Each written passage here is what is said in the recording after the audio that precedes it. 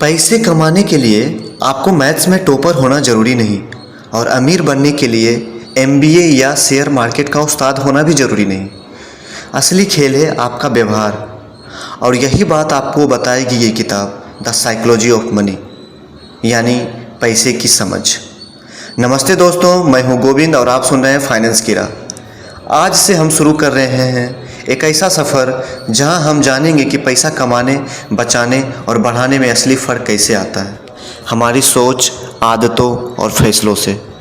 यह कोई आम फाइनेंस बुक नहीं है, यह है उन कहानियों और सबकों का खजाना जो आपके पैसे को नहीं, आपकी सोच को बदल देगा। तो चलिए दोस्तों, बैठिए आराम से और चल पड़ते हैं इस मनोवैज्ञानिक यात्रा पर पैसे की दुनिया में दिल और दिमाग के रास्ते से। इस किताब के लेखक मॉर्गन हॉसेल हैं, जो यूएसए से बिलोंग करते हैं। इस किताब की शुरुआत एक ब्लॉग पोस्ट से हुई थी, जिसे उन्होंने अपने नवजात बेटी के लिए वित्तीय सलाह एवं जीवन की बुद्धि साझा करने के उद्देश्य से लिखा था। इसलिए बाद में उन्होंने उन विचारों को विस्तृत रूप में पुस्तक में सम्मिलित किया। उनका मानना था कि धन संबंधित सफलता बुद्धि से नहीं, बल्कि हमारे व्यवहार, भावनाओं और व्यक्तिगत अनुभवों से आती है। किताब में वे इस बात पर जोर देते हैं कि निवेश, बचत एवं खर्च जैसे फैसले अक्सर भावनात्मक होते हैं।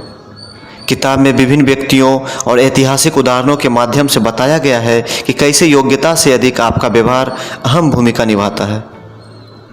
जैसे कि एक टेक्निकल एम्प्लॉय जो खराब वित्तीय व्यवहार के कारण से दिवालिया हो जाते हैं, जबकि एक चपरासी जो अनुशासित बचत कर करोड़पति बनने में सफलता पाता है।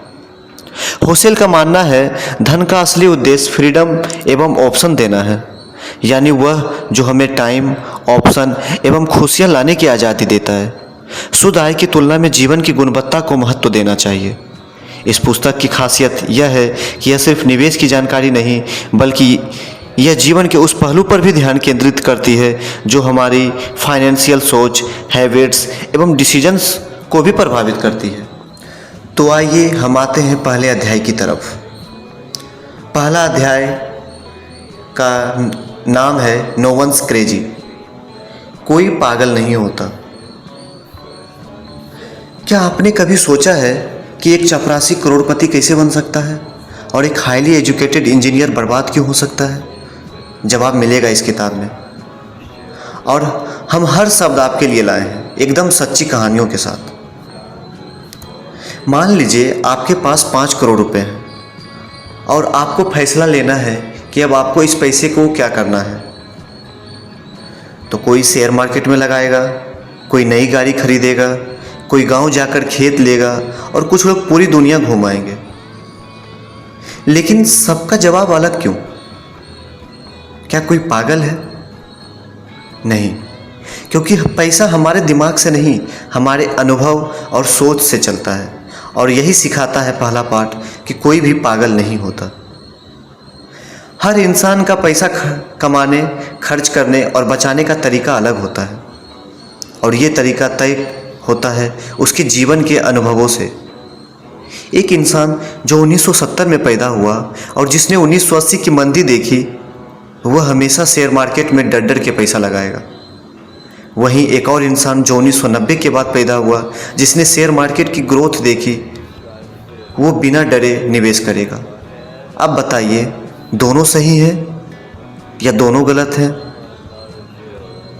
नहीं, दोनों सही है, क्योंकि पैसा सिर्फ जानकारी से नहीं, परिस्थिति और अनुभव से चलता है।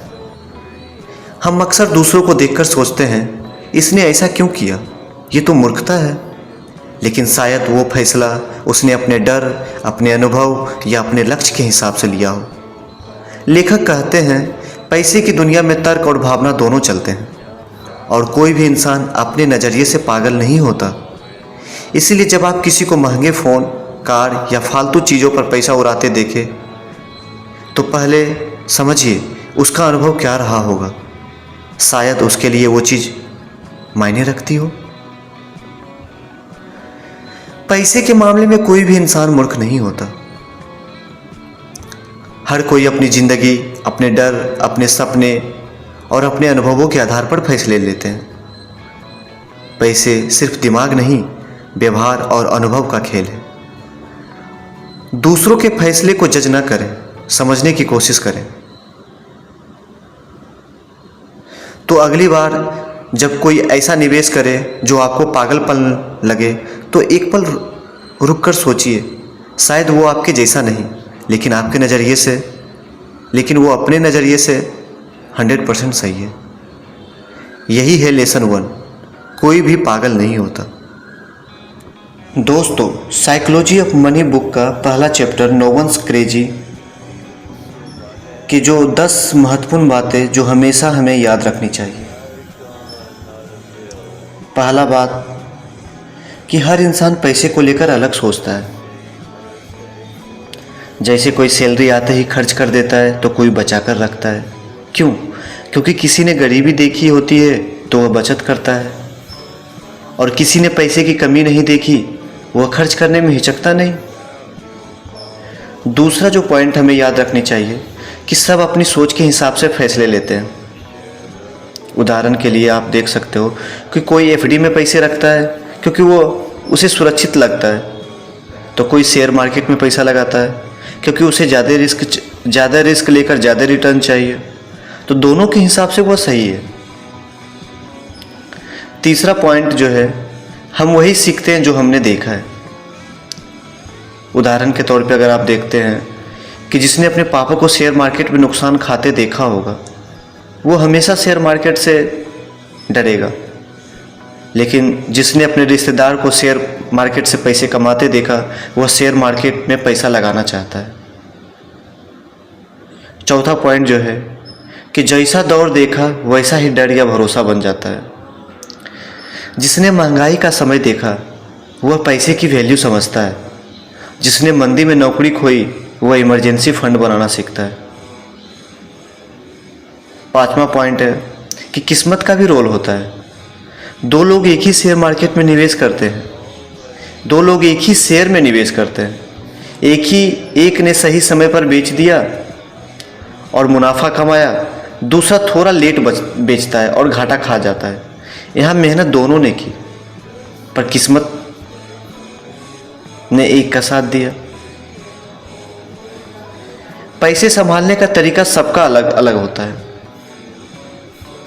कोई किराए के घर में रहकर निवेश करना पसंद करता है, तो कोई पहले खुद का घर लेना सही मानता है। दोनों अपने हिसाब से सही है। सातवां पॉइंट है, हमारा समय और माहौल हमारी सोच बनाता है। उदाहरण के तौर पे अगर आप देखते हैं तो जो 2008 की मंदी में जॉब ढूंढ रहा था, उसे नौकरी का इम्पोर्टेंस समझ आता है। जो स्टार्टअप के अच्छे दौर में बड़ा हुआ, वह नौकरी छोड़कर बिजनेस करने में भी नहीं डरेगा। आठवां पॉइंट है, दूसरों के फैसले उनकी हालात पर होते हैं। जिनके परिवार में कोई मेडिकल इमरजेंसी हुई, वह हेल्थ इंश्योरेंस लेना पहली प्राथमिकता मानता है। जिसने यह अनुभव नहीं किया, वह इंश्योरेंस को खर्च समझकर टालता रहेगा। नौवां पॉइंट है, पैसे की असली सीख अनुभव से आती है। किताबें पढ़कर कोई सीखेगा कि एसआईपी सही है, लेकिन जब वह खुद निवेश करके गिरावट और बढ़त देखता है, तभी असली सीख मिलती है। और इस चैप्टर का जो आखिरी पॉइंट है वह यह है कि कोई भी पागल नहीं है, सब अपनी जगह सही है। कोई लॉटरी का टिकट खरीदता है, कोई नहीं खरीदता। लॉटरी खरीदने वाला कहता है कि कम पैसे में ज़्यादा जीतने की उम्मीद है, न खरीदने वाला कहता है कि यह बेकार खर्च है। दोनों अपने अपने अनुभव और सोच में सही हैं। तो दोस्तों, आपको कौन सा पॉइंट सबसे ज़्यादा काम का लगा, कमेंट में ज़रूर बताएं। अगर इस वीडियो ने आपको पैसे की सोच बदलने में मदद की, तो इसे अपने दोस्तों और परिवार को भी शेयर कर दीजिए। मिलते हैं अगली वीडियो में। थैंक यू, धन्यवाद।